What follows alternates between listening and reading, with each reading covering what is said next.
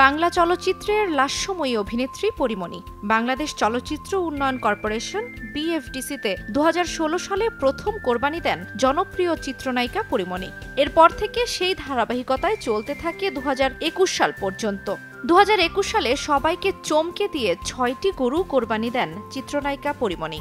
কোরবানির দিনে এমন আয়োজন বেশ প্রশংসা পেয়েছিল পরী। এফডিসির কর্মী থেকে শুরু করে অভিনয় শিল্পী সবাই পরীর এই উদ্যোগে সমর্থন জানিয়ে ঈদের দিন আনন্দের সাথে উদযাপন করেছেন। কিন্তু গেল 2 বছর হলো এফডিসির ভেতরে কোরবানি দেওয়ার নিষেধাজ্ঞা জারি করায় সেখানে আর কোরবানি দিতে পারেন না পরীমণি। তবে এবার আবারও এফডিসিতে কোরবানি দিতে চান বিশ্বসুন্দরী খ্যাত এই অভিনেত্রী। সেই সঙ্গে যদিও একটা শর্ত জুড়ে দিয়েছেন, বলেছেন এফডিসিতে আনন্দময় পরিবেশের নিশ্চয়তা পেলেই সেখানে কোরবানি দেবেন। বিষয়টি নজরে এসেছে চলচ্চিত্র শিল্পী সমিতির সদ্য নির্বাচিত সাধারণ সম্পাদক মনোয়ার হোসেন ডিপজলের। ডিপজল পরীকে সব ধরনের সহযোগিতার আশ্বাস দিয়েছেন।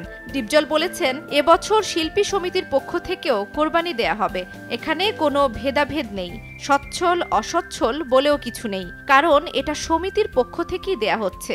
এটি সমিতির একটি কার্যক্রম উল্লেখ করে তিনি বলেন, এ কার্যক্রমে সবাই অংশগ্রহণ করতে পারেন।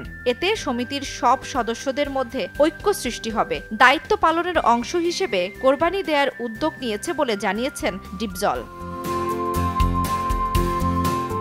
ডিপজল আরও বলেন, সবাই একসঙ্গে ঈদ ও কোরবানির আনন্দ ভাগাভাগি করবেন, সেখানে কোনো বাধা থাকবে না। এ বিষয়ে কর্তৃপক্ষের সঙ্গে কথা বলবেন তিনি।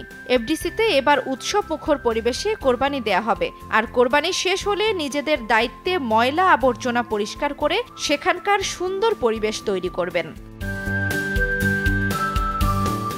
জান্নাতুল দোলনা, সময় সংবাদ।